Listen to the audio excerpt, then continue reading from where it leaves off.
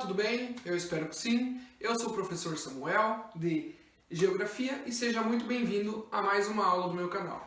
Antes da gente começar a nossa aula, eu vou te pedir uma coisa, que tu pause esse vídeo e eu quero que tu busque, por favor, teu caderno, canetas, todas que tu tiver aí, das mais diferentes cores, lápis de cor, por quê? Porque, pessoal, numa aula, não adianta só a gente ficar assim, ó, assistindo, assim, ó, fica uma coisa muito monótona.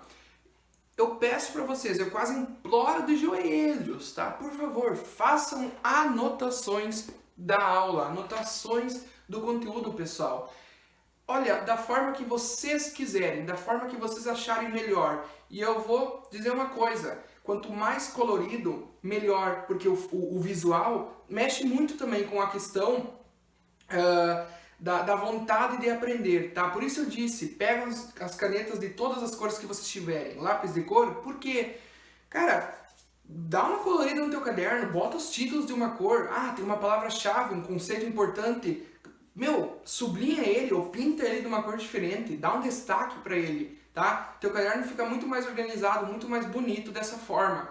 Ou quer representar alguma coisa que eu expliquei por desenho, cara, ótimo, tá? Cada um tem que encontrar a sua forma de estudo, a forma que mais se sente confortável, que percebe que, não, assim eu realmente consigo aprender, tá? Então, por favor, façam isso que é muito importante, beleza? Bom, na aula de hoje nós vamos estudar algumas categorias em que se divide a geografia, tá? Algumas categorias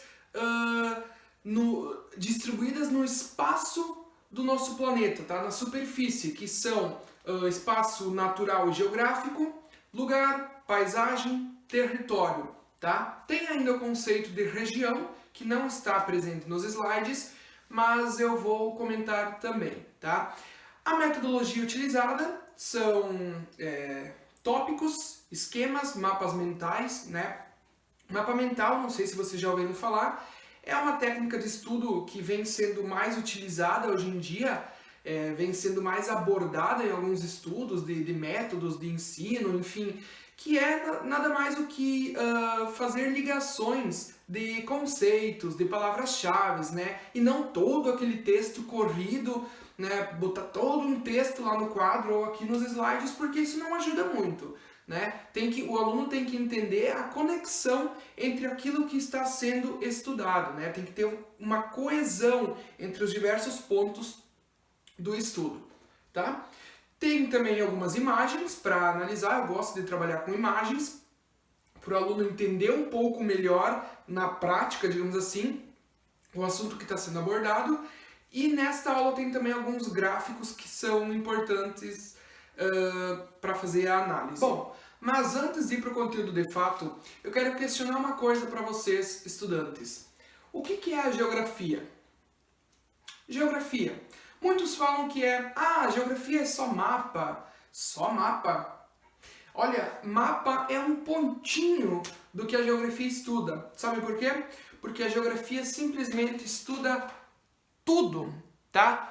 Tudo que ocorre, todas as interações que ocorrem na superfície do nosso planeta é estudado pela geografia. Seja no âmbito de questões físicas, por exemplo, clima, tempo, rochas, erosão, relevo, estruturas geológicas, seja na questão humana, tá? A questão social, econômica, distribuição da população. Então, tudo que ocorre no espaço terrestre, né, tudo que ocorre no nosso planeta é abordado pela geografia. Então, é uma ciência muito ampla, tá? Tem muitos campos, muitas áreas de estudo.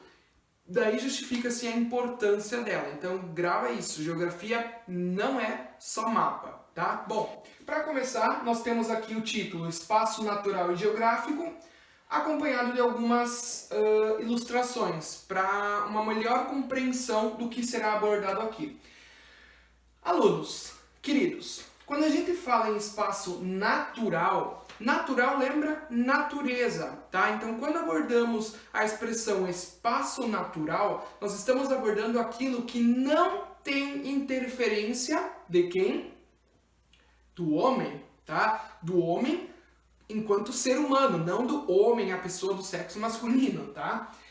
Então, é um espaço, digamos assim, ó, que ainda não foi descoberto ou que não foi modificado pela ação humana, tá?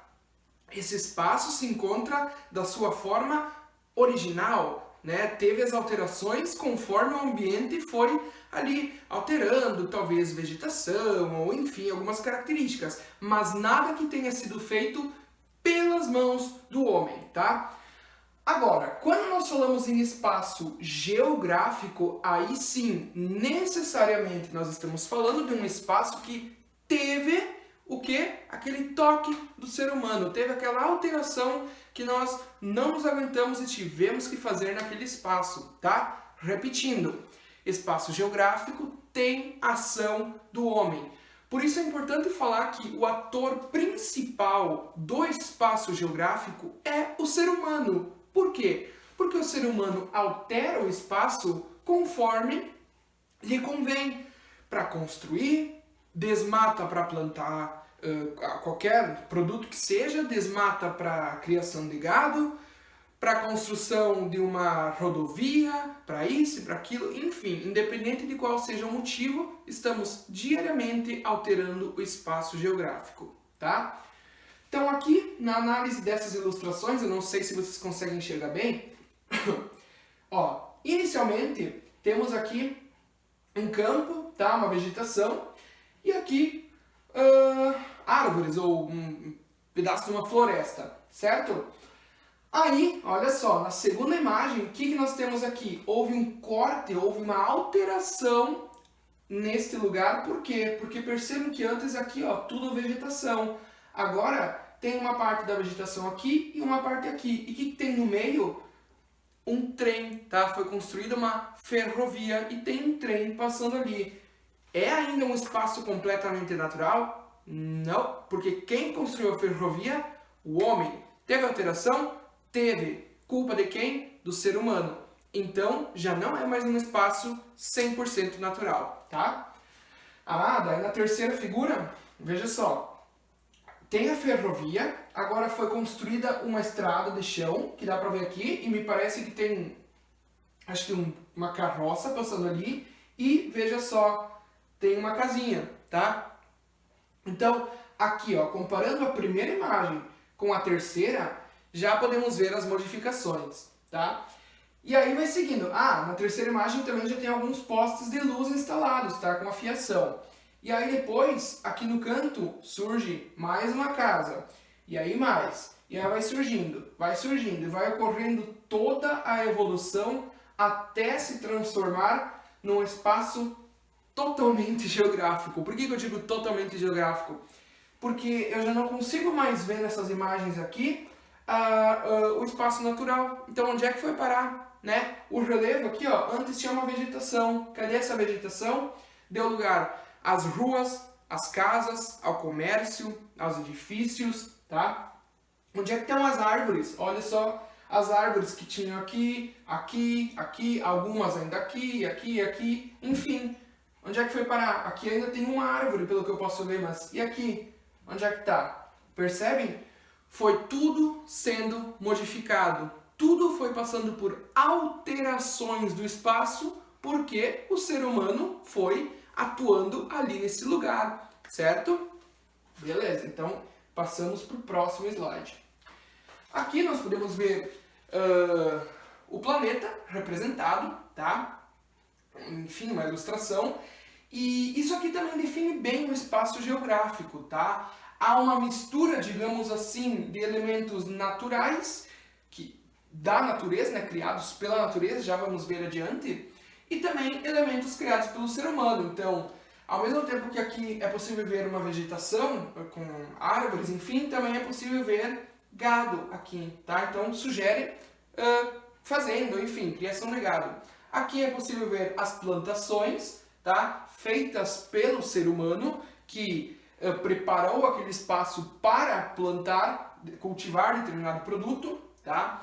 Aqui temos a praia com alguns guarda-sol, enfim, de uso do ser humano. Aqui vemos uma cidade maior, né? Enfim, é uma mistura de elementos que juntos fazem parte ou constituem o espaço geográfico, certo?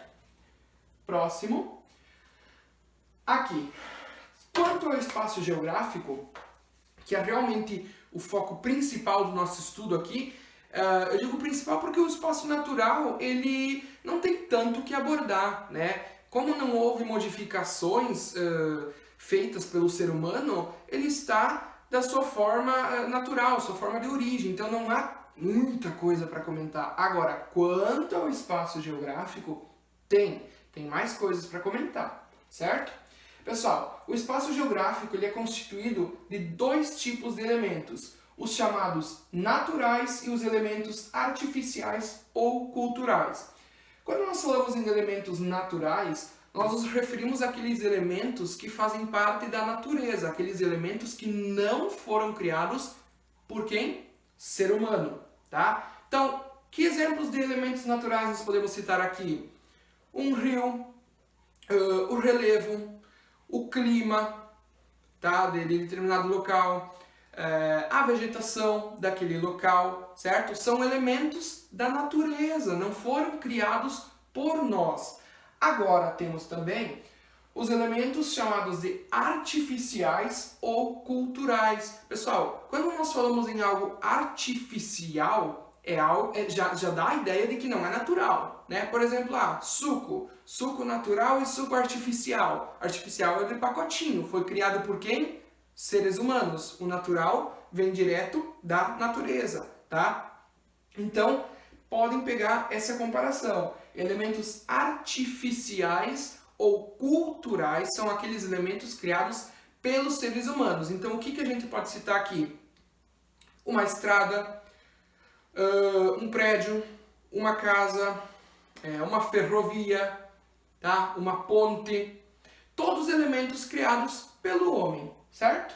É bem tranquilo, né? E, óbvio, pessoal, esses elementos aqui se misturam no espaço, tá? Então, pode sim haver a mistura desses dois tipos de elementos, tá? Numa cidade ou mesmo no campo, né? Mesmo na área rural. Temos também, que é importante ressaltar, no espaço geográfico, o que se chama de fixos e fluxos. Pessoal, quando algo é fixo, este algo está parado, estático, tá? Então, que tipos de elementos no espaço geográfico podem ser definidos como fixos? Semelhantes aos que eu acabei de citar aqui nos elementos artificiais ou culturais. Por exemplo, escola. A escola hoje está em tal lugar. Vamos lá, a escola de vocês aí, alunos do curso normal. A escola Cairu, ela está em determinado local. Aí eu pergunto, amanhã ela vai estar em outro local? Em outro bairro, outra cidade? Não, porque ela é um elemento fixo, ela está parada. A casa de vocês, hoje ela está num lugar, por acaso semana que vem ela vai estar em outro? Não, por quê? Porque é um elemento fixo, um elemento que não se move, não troca de lugar, tá bom? Agora, ao contrário, são os chamados fluxos. Algo que está em fluxo está em constante movimento. Então, o que pode ser considerado no espaço geográfico como um fluxo? O que está em constante movimento? Vamos lá, o óbvio. Eu vou mostrar para vocês. Me observe. Durante a aula eu fico um pouco aqui, um pouco aqui. Às vezes eu vou um pouco para frente, aí um pouco para trás. O que eu estou fazendo? Eu estou me movimentando durante a aula, tá? Aí eu pergunto, eu enquanto pessoa, eu enquanto ser humano, eu sou um elemento fixo ou fluxo? Fluxo, porque eu estou em constante movimentação. Seja aqui durante a aula, seja dentro da minha casa ou na nossa vida normal, sem coronavírus. A gente se movimenta, tá? Na vida normal, que inclusive eu tenho muita saudade, muita mesmo, meu Deus. De manhã eu vou para a escola, aí de meio-dia eu venho para casa, aí de tarde é escola, ou eu preciso passar no banco, ou eu tenho que passar em tal lugar, ou eu vou na casa de um amigo, de uma amiga. O que eu estou fazendo? Eu estou me movimentando no espaço, eu não estou aqui, ó, estático, parado, sem movimento. Não, tá? O que mais está em constante movimentação no espaço geográfico? mercadorias. Pensa nos produtos que vocês consomem, que vocês compram em mercados, em lojas, enfim, roupas, alimentação, o que seja. Até eles chegarem nas mãos de vocês, para vocês adquirirem esse produto, nós sabemos muito bem que eles passaram por diversas etapas, né, e por diversas cidades. Até eles chegarem para o nosso consumo, vai um bom trajeto percorrido, né? Outra coisa que está em constante movimentação são as informações. Por quê, pessoal? Prestem atenção. Informações. O exemplo que eu costumo sempre dar. Se agora ocorrer no Japão um terremoto, tá? Deu um terremoto no Japão. Pessoal, em alguns minutos, o planeta inteiro está sabendo disso, tá? Por quê? Porque apesar da distância, as informações estão em constante movimento, elas têm um fluxo, tá? Elas não param, as informações vão, e vão, e vão, e vão, tá bom? Então, são também exemplos de fluxos. Pessoal, tudo isso que eu acabei de citar, lembrando, fazem parte do espaço geográfico. O que é mesmo espaço geográfico? Tu lembra? Prestou atenção? Fez suas anotações? Vamos lá. Espaço geográfico é aquele que foi modificado, alterado pelo ser humano, que por sua vez é o ator principal, é o protagonista do espaço geográfico. Beleza? Galera, aí eu pergunto vocês, afinal, quando teve início a modificação do espaço natural e que por consequência, né, havendo modificação, foi aos poucos se tornando um espaço geográfico? Bem simples de entender. Na pré-história, também chamada de Idade da Pedra, durante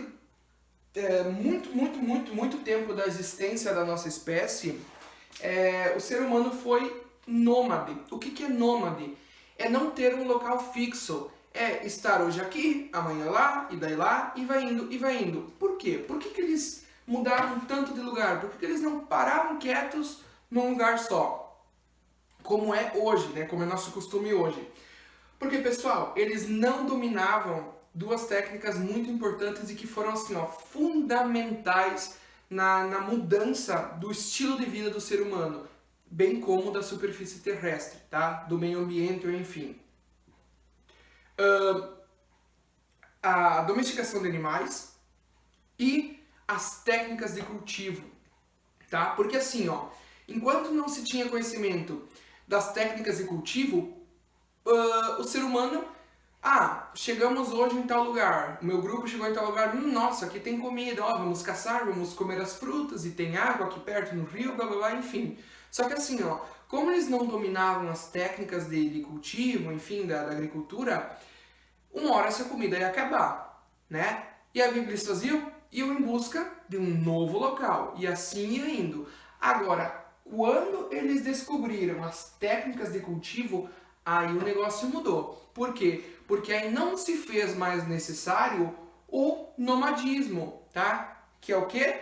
Aquela movimentação, sempre estar num lugar diferente em busca de alimentação, enfim. Então eles não se preocupavam em, vamos aqui construir o nosso abrigo e vamos ficar aqui. Não, o importante para eles era aquilo que o instinto dizia para eles fazer, para sobreviver, para a sobrevivência deles, né? A alimentação. Então, quer viver? Vai em busca de alimento.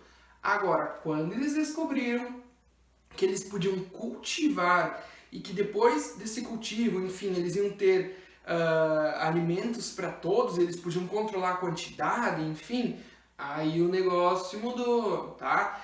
E aí vocês talvez estejam se perguntando, tá, mas foi do nada assim, de um dia para o outro eles começaram a cultivar. Não. Diz a lenda que os homens eram os responsáveis pela caça dos animais, tá? A carne.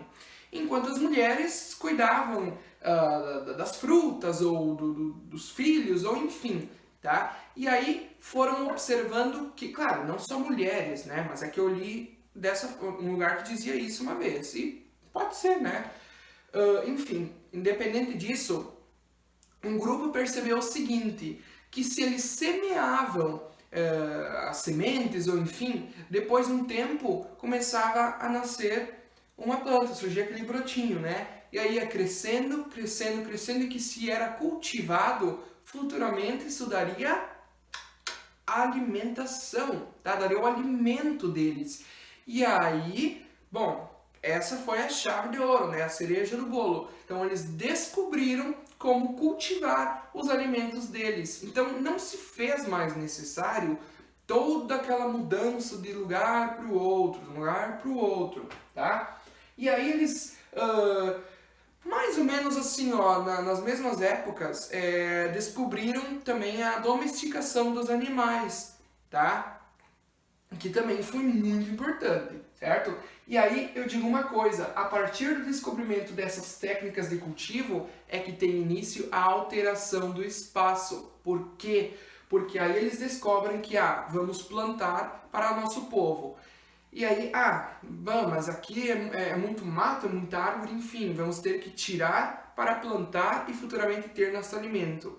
Percebe? Antes não tinha essa questão de desmatamento, enfim. E aí aqui já começa o negócio. É claro que, pessoal, eles não tinham naquela época, nós estamos falando de milhares de anos atrás, né? Eles não tinham a noção de que, precisa haver um equilíbrio e não desmatar, ou enfim, tá? Então não vamos culpar eles hoje, meu Deus, eles desmataram.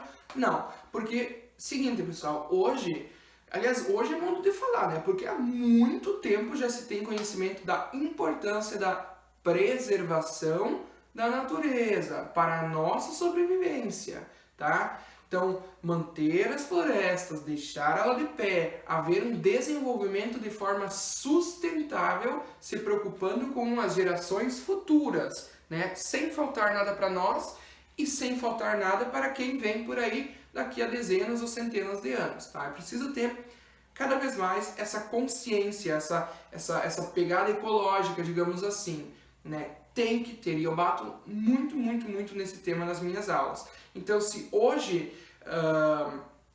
se tem a noção disso, que se faça isso, que se faça da maneira correta. Porém, infelizmente, isso é ignorado, né? Não é muito seguido. Só que eu digo sempre, uma hora a natureza cobra, as consequências vêm, né? Então, o dia que a chuva for escassa, que o solo estiver morto pelo uso intensivo do mesmo, ou um grande uso de agrotóxicos, enfim, e aquele solo não tiver mais vida, não produzir mais nada, do que terá adiantado tudo isso, né? Então, a gente tem que ter essa consciência, certo? Mas voltando, então aqui, nesse contexto, tem início a alteração do espaço natural e passa a surgir o espaço geográfico, certo? Então, seguindo. Agora nós vamos para o conceito de paisagem. Vocês já ouviram alguém falar, por exemplo, tu tem que conhecer tal lugar, tem uma paisagem linda, tu tá no alto assim, aquela paisagem, tá. Então isso é paisagem, é aquilo que se vê num lugar alto? Sim, pode ser. Mas o que eu digo para vocês, alunos? Paisagem vai muito além do que tu enxerga no horizonte, tá? As pessoas costumam achar dessa forma muito simplista, digamos assim, paisagem é tudo aquilo que tu enxerga no horizonte, enfim. Não tão errados, tá? Não tão, claro que não. Só que o que eu disse há pouco? Que a paisagem é muito mais que isso, tá? O geógrafo brasileiro Milton Santos, um grande geógrafo muito importante, ele costumava dizer que paisagem é uma mistura, tá? De volumes, aqui no sentido de matéria, tá? Algo ocupando lugar no espaço, certo? Movimentos, sons, odores, cores. Então a paisagem está totalmente ligada aos nossos sentidos, tá? Por exemplo, cores está ligado a que sentido? A visão, tá? Sons está ligado a que sentido? A audição. Movimentos, dá para dizer visão também, né? odores está ligado ao olfato, tá? Então, tudo isso aqui faz parte da paisagem. E tem mais. As paisagens carregam história, tá? Elas têm respostas para talvez coisas que aconteceram naquele espaço há centenas de anos. Por exemplo, pensa numa cidade com prédios. Prédios construídos recentemente, casas, enfim. E ali no meio dessa área urbana, dessa cidade, tem alguns casarões antigos, tá? O nome já diz tudo, casarão, antigo, enfim, construídos há dezenas e dezenas de anos, ou há séculos. Pessoal, esses casarões fazem parte da paisagem, tá? O que eles podem mostrar sobre aquele local, aquela paisagem? Que um dia foi habitado por outras pessoas, que, talvez ali aconteceu tal coisa, e ali nesse casarão morou tal figura que foi importante na história, ou enfim, tá? Então as paisagens carregam história, elas têm uma herança muito rica. Ela não é só aquilo que tu enxerga, tá? Quem será que viveu naquela paisagem no passado? Que história que tem aquela paisagem? O que aconteceu ali? Onde é que foram parar aquelas pessoas que moravam ali, né? Então tem essa herança, como eu já falei, beleza? Então tem que ter esse olhar, digamos assim, especial para uma paisagem, tá? Agora, assim como o espaço, a paisagem também está sujeita a modificações. Estas podem ocorrer por dois tipos de forças, as chamadas forças naturais ou forças sociais. Logicamente, quando nós falamos em uma força natural que pode modificar, alterar a paisagem, estamos falando de algo que vem da natureza. Por exemplo, um vulcão. Um vulcão, quando entra em erupção, dependendo da quantidade de lava, né, de magma que ele vai derramar por quantos quilômetros, né, ou enfim, ele pode modificar e muito uma paisagem, tá? Tem um vulcão dos Estados Unidos, eu não lembro o nome do vulcão, eu tenho na cabeça agora que é Santa Helena. Acho que foi na década de 80, não sei certo agora, mas enfim, ele entrou em erupção, e aí ele matou, digamos assim, cerca de 10 milhões de árvores, tá? Então, tinha uma floresta naquele local que o vulcão simplesmente destruiu. Os humanos têm culpa? Não. Por quê? Porque é uma força natural, tá? Ou passa, sei lá, um tornado num local e também modifica aquela paisagem. É nossa culpa? É um fenômeno da natureza, né? Acontece, pode acontecer com alguma frequência, então não há muito que a gente possa fazer quanto a isso, certo? Essas são as forças naturais. E, pelo contrário, existem também as chamadas forças sociais. O que são essas forças sociais capazes de modificar a paisagem? É aquilo que tem, mais uma vez falando, a interferência do ser humano. Por exemplo, olha esse antes e depois aqui. Reconhece essa foto? Essa paisagem aqui? Rio de Janeiro, né? Então, antes, percebam, tá? Tinha aqui as montanhas, enfim, elevações. Aqui o mar, né? Aqui a faixa de areia e para cá floresta, né? Agora, o depois dessa imagem, percebam o seguinte, é o mesmo local, só que, bom, onde é que foi parar toda essa vegetação que dá para ver nessa foto? Ela foi quase que totalmente substituída por forças sociais, tá? Por elementos culturais ou artificiais do espaço, que são o quê? Feitos pelo ser humano, tá? Então a vegetação aqui, que antes era muito presente, agora deu espaço à construção de muitos e muitos prédios, casas, ruas, enfim, né? Aquilo que foi construído pelo ser humano. Aqui tem mais um exemplo, novamente do Rio de Janeiro. Olha só que legal, que diferente olhar para essa imagem, né? Antes, então, muito bonito, realmente. Então aqui vocês podem ver a vegetação, tá? Que eu falei para vocês. Dá para ver o verde aqui da imagem. E depois o que aconteceu? A mesma paisagem, porém diferente, né? Então aqui, ó, mais elementos culturais, elementos artificiais feitos, colocados ali, digamos assim, pelo ser humano, tá? Aqui, mais um exemplo de alteração da paisagem. Não sei se vocês enxergam bem, mas essa primeira foto aqui é de 1888. Então, aqui podemos ver elevações, né, colinas, enfim. Aqui tem uma estrada de chão, aqui inclusive tem um homem passando numa carroça. Aqui nos fundos tem uma construção que parece ser uma igreja. E algumas construções aqui, não sei se é para ser casa ou são tipo galpões, enfim, tá? Uma e outra construção. Agora, a imagem de baixo é o mesmo local, só que em 2013. Percebam que não tem mais estrada de chão, e sim uma estrada pavimentada, tá? Aqui foi construída uma calçada. Percebam que, obviamente, essas elevações, essas colinas aqui atrás, permanecem no local, é claro, né? Tem mais casas, tem postes de iluminação. A princípio, pelo que se vê aqui, essas árvores foram plantadas, porque antes aqui não tinha, né? Provavelmente já tinham sido desmatadas, né? Retiradas, aliás. E aqui então temos algumas árvores, tá? Houve alteração na paisagem? Houve! Mas e aí? O que aconteceu? Quem é que morava aqui? Quem é que construiu essa igreja? E essas casas, enfim, aqui? Quem morava? Qual era a função deles? O que eles faziam ali? Por que eles foram parar ali? Quem era esse homem andando aqui? Por que eu estou fazendo esses questionamentos? Para vocês entenderem que essa paisagem aqui, apesar de ser do mesmo local, são completamente diferentes, tá? Elas vão sendo modificadas e vão deixando suas marcas do tempo, tá bom? Claro, algumas somem, né, e dão lugar às novas marcas, enfim, novas construções. Aqui, ó, triste.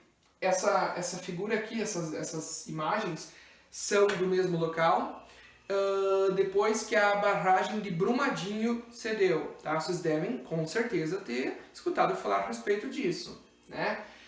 E aí, pessoal, percebam o seguinte, olha só, quanta vegetação se perdeu aqui e deu lugar ao quê? A lama, a rejeito, a digamos, eu ia falar de novo lama, mas enfim, a algo contaminado, tá? Porque é rejeito. A gente sabe muito porque a gente ouviu bastante a respeito, né? Então, é uma coisa muito triste que não precisava ter acontecido, né? Por total negligência, e assim como a maioria desses acontecimentos que, meu Deus do céu, já aconteceram bastante aqui no Brasil nos últimos tempos, né? Eles são, pelo que se sabe, por negligência. Não que eles não sabiam que isso aqui pudesse acontecer, sabiam, só que, ó, né? Vamos deixar assim, vai dar nada, vai dar nada. Dá morte, contamina o solo, contamina os rios, contamina o oceano, porque os rios podem desembocar no oceano, né? Matam a vida marinha, matam a vegetação que estava ali, fazem as pessoas perderem casa, perderem família, perderem amigos, podem destruir uma vida por negligência. Ô Brasil, hein? Tá? Então aqui, pessoal, mais uma paisagem modificada. E daí vocês podem me questionar, mas isso foi por uma força social ou natural? Social, né? Porque a barragem quem construiu? Ser humano. Quem foi negligente e deixou chegar nesse ponto aqui? Ser humano, tá? Então houve uma alteração. E aí os culpados, pois é, né? Aqui temos também a paisagem, um exemplo de paisagem, aliás, natural e paisagem cultural. Paisagem natural, natureza. Paisagem cultural, elementos artificiais ou culturais, construídos pelo ser humano, tá? Aí aqui temos uma paisagem cultural dividida em cultural urbana e cultural rural. Então aqui paisagem cultural urbana é onde está, bom, o nome indica já, né? É a área urbana, certo? Então, muitas casas, muitas ruas, muitos edifícios e comércios e enfim, certo? Agora, a paisagem cultural rural Ah, mas se é rural, é do interior, e daí tem muito mais elementos naturais. Sim, só que a partir do momento que no campo, que no meio rural, tem interferência humana, tem casa construída, tem plantação, tem criação de gado, enfim, não são esses elementos introduzidos ali pelo ser humano? São. Então ela passa a ser uma paisagem cultural rural, tá? Cultural por quê? Porque possui elementos que foram colocados ali, enfim, pelo homem, tá? Bom, outra categoria da geografia é o lugar. Pessoal, o lugar é um conceito bastante tranquilo de entender. Aliás, todos são, né? Mas enfim, o que pode ser definido como lugar? É o espaço onde eu vivo, onde eu mantenho relações com as pessoas, onde eu trabalho. É um espaço de convivências, tá? Então, minha casa é um lugar? É, porque aqui eu moro, porque tenho meus pais, tenho meu irmão. A escola é um lugar? É, porque é um local onde tem relações, onde tem trocas com as pessoas. Tem a minha relação com os meus colegas professores, com os alunos, com as tias da limpeza, com as tias da merenda, tá? Com a direção, enfim, secretaria, tá? Há uma troca, há uma convivência, há relação entre as pessoas, né? E é o meu local de trabalho, certo? E assim, para vocês alunos, a escola também é um lugar. Por quê? Porque é um local onde vocês estudam, onde vocês fazem amizades, onde vocês passam uma boa parte do início da vida de vocês, tá?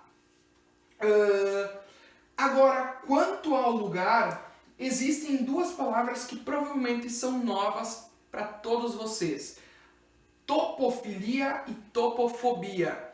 Pessoal, quando nós falamos em lugar, eu quero que vocês entendam que envolve sentimento junto, tá? Só que esse sentimento não necessariamente tem que ser bom. Ele pode ser um sentimento também ruim. E é aí que entram esses dois conceitos.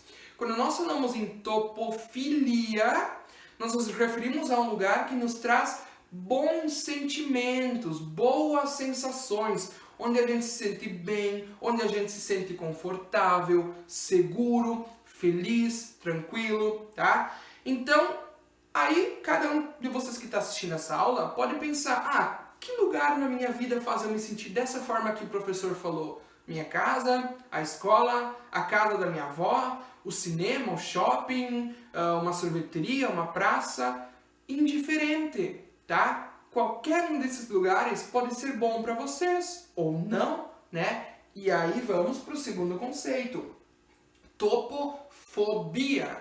Quando nós falamos em fobia, nós falamos de algo que dá medo, algo que dá angústia, ansiedade, tristeza, tá? Sentimentos desagradáveis, indesejáveis, tá? Então, saibam que topofobia se refere aos lugares que não nos fazem bem. Por exemplo, falando eu Samuel, eu tenho sentimento, sensação de topofobia em hospitais. Eu não gosto, eu fico muito alterado, muito ansioso, me falta ar, meu coração dispara. Então, assim, não me faz bem hospital, né? De jeito nenhum.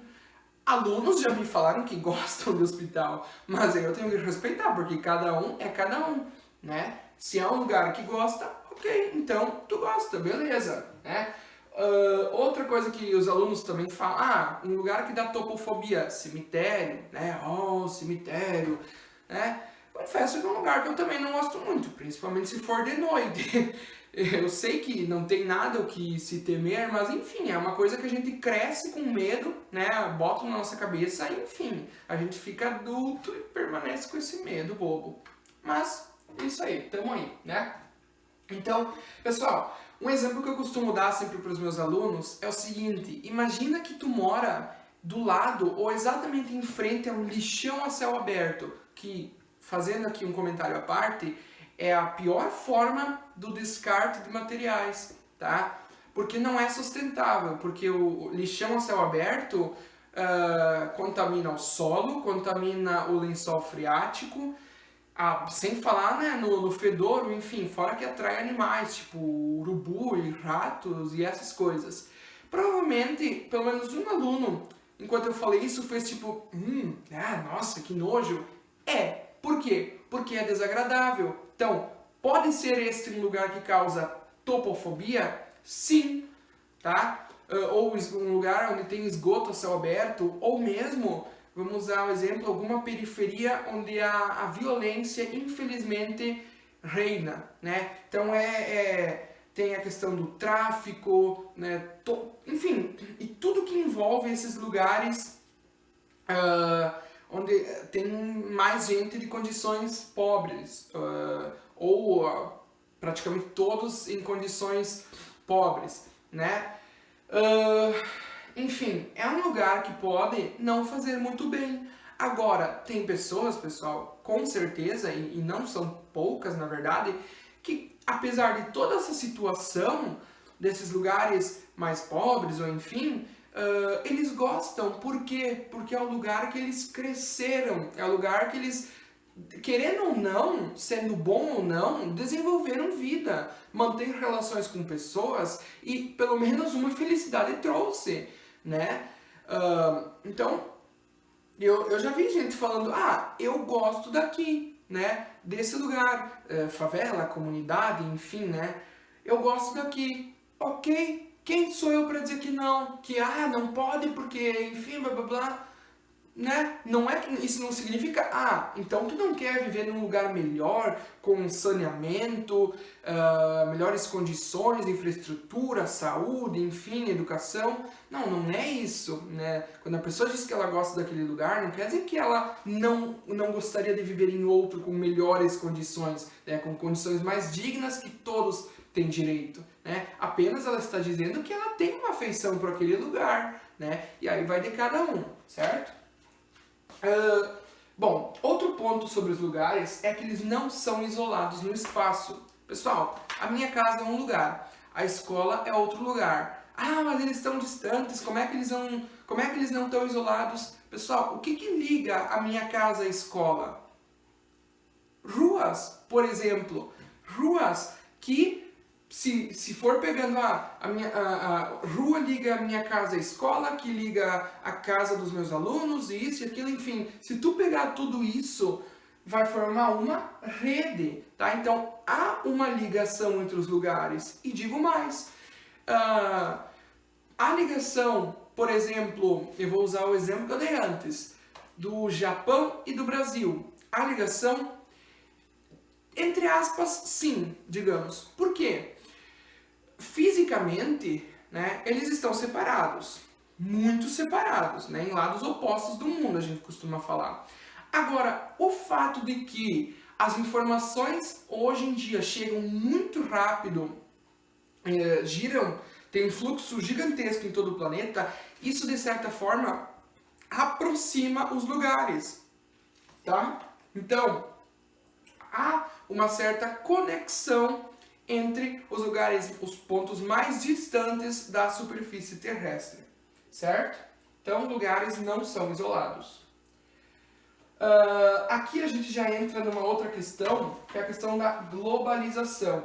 Nós costumamos ouvir que globalização é quando todos têm acesso a tudo. Só que, pessoal, é só para problematizar um pouquinho.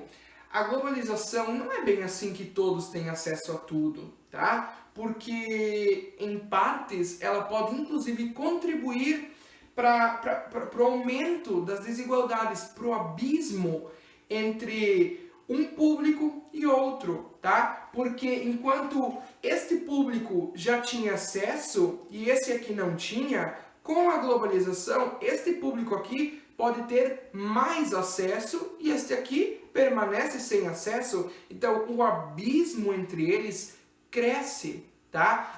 Mas então a globalização não é boa? Não, ela é boa em certo ponto, né? Até certo ponto.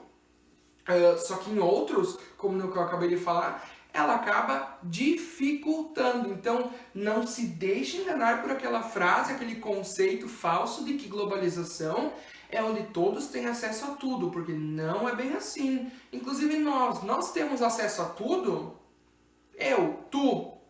Tudo? Tecnologia, educação, isso e aquilo? A resposta é contigo, tá? Então, por isso eu já botei aqui uma flechinha puxando aqui de globalização e botei acesso de quem? Acesso por quem? Por qual público? Então, é de se questionar, certo? Bom, eu trouxe gráficos para vocês compreenderem o questionamento que eu acabei de fazer. Por exemplo, globalização, agora todos têm internet. Todos? Não. Quer ver? Essa pesquisa aqui do IBGE é de 2017, então só 3 anos, tá? Em 2017, ó, aqui diz domicílios em que havia utilização da internet, porcento, né? Pegando primeiro aqui por regiões e depois aqui o Brasil, enquanto país.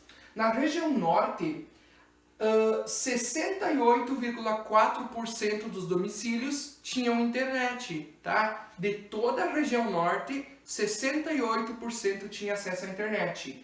Na área urbana, 80% tinha acesso à internet em casa. E na área rural, apenas 27%, tá? Aqui diz 27,3%, mas eu vou arredondar os números, tá bom? Na região nordeste, 64% dos domicílios tinham internet. Na área urbana, eram 73% e na área rural, 36%, tá? No sudeste, ó, dá pra ver que sul, sudeste e centro-oeste são as regiões com maiores acessos, né? Tem toda essa questão do preconceito e da exclusão, tanto econômica quanto social, da população do norte e do nordeste. E isso aí, inclusive, está totalmente errado, né? Somos um país, 5 regiões. Não são 3 ou 2. Sul e sudeste, ou sul, sudeste e centro-oeste. Não, exclusão não está certo, tá? Então, aqui, no sudeste, 81% de toda a população que reside no sudeste tinha acesso à internet. Na área urbana eram 83% e na área rural 51%. Então, dá para dizer que na região sudeste, de todas as pessoas que moram no interior, somente metade, pouquinho mais, 51% tinha acesso à internet. E o resto? Cadê? Né? Na região sul, já é um índice até, na verdade, pior. Quase 77% da população total da região sul, em 2017, tinha acesso à internet. Da área urbana, eram 80%, e da área rural, 53%. E centro-oeste, 80% da população total do centro-oeste tinha acesso à internet em casa.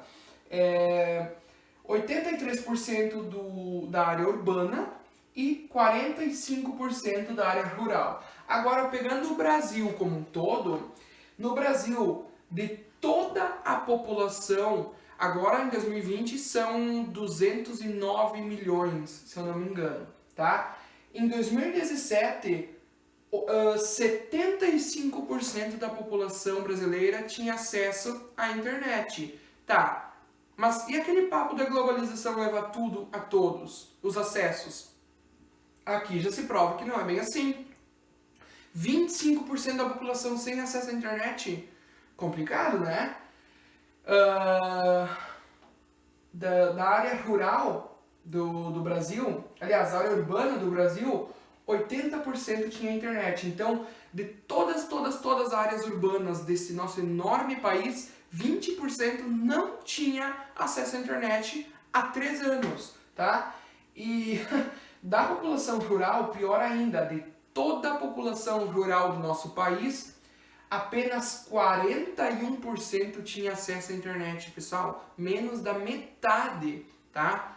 Então, são índices que mostram, né, que os acessos não são iguais entre todos, certo? Aqui, ó, domicílios com acesso à internet, agora pegando a nível mundo. Na Europa, 78% das pessoas, aqui não diz o ano, diz IBGE também, a fonte IBGE, divulgado, né, pelo IBGE, e acho que de 2015, se eu não me engano, tá? Então, na Europa, 78% da população tinha acesso à internet em sua casa. Na América, 57%, tá? Então, 21% a menos, né? No Oriente Médio, aquela região da Ásia, apenas 35% tinha acesso à internet em 2015. Na Ásia, 36%. Na Ásia inteira, né? 36% tinha acesso à internet. Na África, pessoal, 11%. Repito, 11% da população mundial tinha acesso à internet, da população mundial, não, desculpa, da população do continente, tinha acesso à internet, enquanto que 89% não tinha acesso à internet. Acessos desiguais, abismos, tá? No Brasil, 48% acesso à internet, tá? Então, de se questionar. Vamos lá. Agora o conceito de território. Pessoal, bem tranquilo também. Quando nós falamos em território, aqui ó, duas palavras-chave. Nós nos referimos a um espaço que é delimitado e tem relações de poder. Essas são as duas palavras-chave quando nós falamos em território. Delimitação e poder, tá? Pessoal, território brasileiro, tá? Território brasileiro. É delimitado? É. Os estados são delimitados? São. Os municípios são delimitados? São. E cada um desses espaços tem uma administração. Quem administra um município? Um prefeito, né? É o cargo máximo. Quem administra um estado? O governador. O país? O presidente, tá? Então, há relações de poder e também delimitações. E aí eu trouxe para vocês o território brasileiro antes e agora. O que é isso aqui? Vocês já viram alguma vez essa imagem do território brasileiro? Ele tá pela metade, que estranho. Pois é, pessoal, aqui é durante o período das capitanias hereditárias, durante o período colonial do nosso país. O que é o período colonial? É quando nós ainda pertencíamos a Portugal, que era a nossa metrópole, e explorava o território brasileiro, tá? Então houve aqui essa divisão das capitanias hereditárias para haver um maior controle, enfim, porque estava sujeito a ataques, invasão de outros países, enfim, tá? Então dizem eles que essa divisão aqui foi feita para uma melhor administração e para os cuidados, né? Se algum invasor quisesse dar uma de espertinho, tá? E esse é o território brasileiro atualmente, com os seus estados, capital, né, o Distrito Federal, tá? Vamos lá. Exemplos de território. Pessoal, narcotráfico, né? Questão das drogas, enfim. O narcotráfico, ele pode atuar em tal território. Tem que cuidar, porque aquele território lá pertence ao narcotráfico. Do que a gente está falando? De um local que tem delimitação e que pertence a um grupo, tá? Tem relação de poder? Tem. Quem é que ganha aqui? Quem está no topo aqui do crime, né? Quem está no topo dessa questão aí do narcotráfico. Tem também um território de comércio ambulante, né? Por exemplo, lá numa praça e tal, é onde tem uns camelôs, né? É um território? É. E quem é que é, digamos assim, entre aspas, claro, o dono daquele território? Aqueles comerciantes, né? Tem também território indígena, que pertence a um grupo indígena, né? Tem o território dos quilombolas também, certo? Então percebam, são locais delimitados em que um grupo, ou enfim, algumas autoridades administram, né? Por assim dizer. E aí, pegando aqui o exemplo, pessoal, do Brasil, nós temos o chamado mar territorial. Ele tem aproximadamente 22 quilômetros de comprimento. O que é esse mar territorial? É um pedaço do oceano que pertence ao Brasil. Então, quem vai administrar aquele local, o que pode e o que não pode fazer? O Brasil. Inclusive, isto está na lei. Aqui, ó, lei número 8.617, de 4 de janeiro de 1993.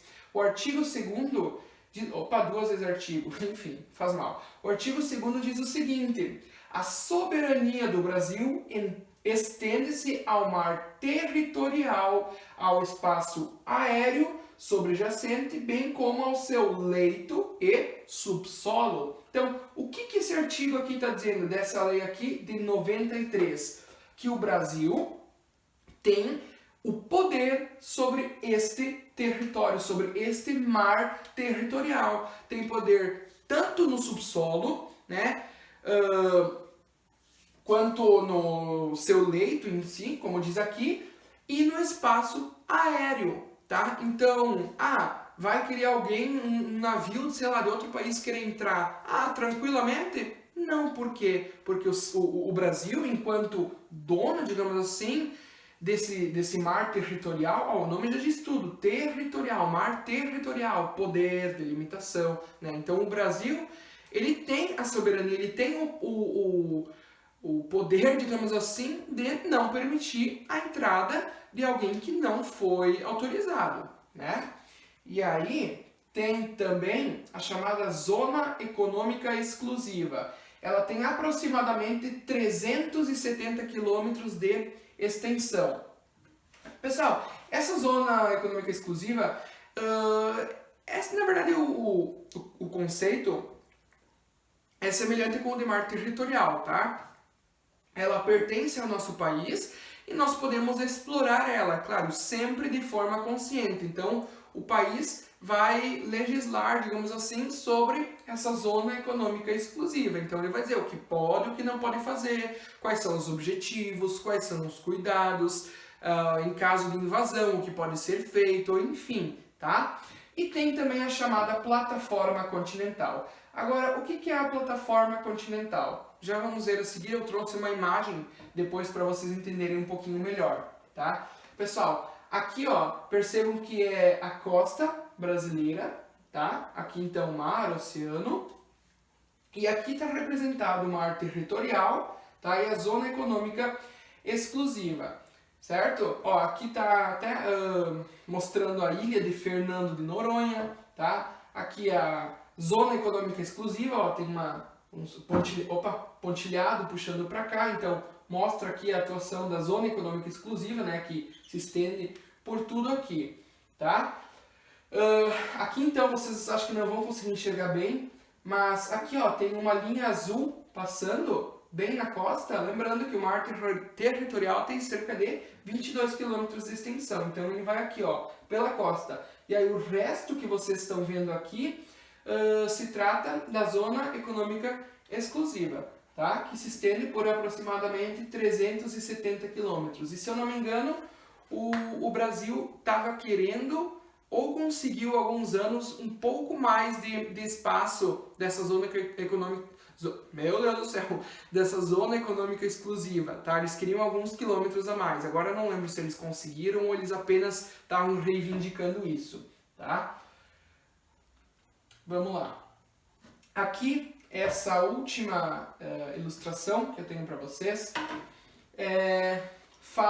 mostra, aliás, o que eu acabei de falar para vocês. O mar territorial, aqui ó, 22,2 quilômetros, tá? A zona econômica exclusiva, então aqui ó, aqui mar territorial. Aqui, zona econômica exclusiva e aqui ó, a plataforma continental. Pessoal, a plataforma continental, ela simplesmente é um pedaço, digamos assim, do continente que vai oceano adentro, tá? É submerso, ou seja, é tampado pela água, submerso, certo? Não está acima do nível do mar, está abaixo. Então vem, quando acaba a plataforma continental? Quando entra no que se chama, quando começa o que se chama de talude continental. Mas isso aqui é assunto da geografia física que aborda o relevo terrestre, mas estou comentando para vocês, tá? A talúria continental, ela é uma quebra abrupta do relevo. Então aqui a plataforma continental e de repente, pá, né? É tipo um paredão, pá, dá um corte ali, não tem mais continuidade essa plataforma, né? A partir disso, então, vai indo pro fundo do oceano, né? Então, até aqui, antes de ter essa ruptura, até ali é a plataforma continental. E é justamente nessa área onde tem extração de petróleo, de animais marinhos, frutos do mar, estudos também, né, sobre a vida marinha, enfim. Pessoal, uma categoria da geografia que eu não coloquei nos slides, mas acho que eu falei antes no início do vídeo, no início da aula, que eu iria abordar também, ou se eu não falei, então estão sabendo agora. É o significado de região.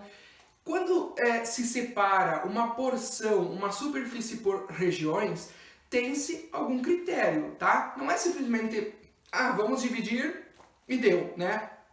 O critério pode ser econômico, tá? Pode ser a vegetação, ou enfim, a distribuição da população, tá? E aí, nós sabemos que hoje existem aquelas 5 regiões segundo o IBGE, né? Norte, Sul, Nordeste, Centro-Oeste e Sudeste. Porém, existem outras formas de regionalizar o nosso país com diferentes critérios. Por exemplo, eu vou mostrar aqui para vocês, existem os chamados complexos regionais brasileiros. E eles têm como critério a questão da industrialização e a organização do Brasil segundo a economia. Então ele dividiu o Brasil em 3 grandes regiões: Amazônia, Nordeste e Centro-Sul. E o interessante é que ela não respeita essa regionalização do Brasil, essa forma de dividir por regiões, nesse caso por 3, não respeita a delimitação dos estados, tá? Não respeita isso, porque não tem isso nos seus critérios, tá? Não sei se vocês vão conseguir ver, eu espero que sim. Aqui, ó. Calma aí, deixa eu ajeitar. Aqui, ó. Complexos regionais brasileiros, então em verde a Amazônia, tá? Em laranja o Nordeste e em roxo o Centro-Sul, certo? E tem também outra regionalização do Brasil que leva em consideração a questão da informação e, enfim, da tecnologia também, tá? E aí é chamado de os 4 Brasis. Neste caso, o Brasil é dividido, obviamente, em 4, né? Acabei de falar. Em região amazônica, em região nordeste, em região centro-oeste e região concentrada. A região concentrada é o sul e o sudeste, tá? Então, vou mostrar também aqui para vocês. Espera aí, deixa eu ajeitar. Aqui, isso, em amarelo, ó, a região amazônica, em roxo, a região centro-oeste, em marrom, a região nordeste e em verde, a região concentrada, tá? Bom, pessoal, essa foi a aula de hoje. Eu espero que vocês tenham gostado dela, que vocês tenham compreendido o conteúdo, que vocês tenham feito as respectivas anotações, tá bom?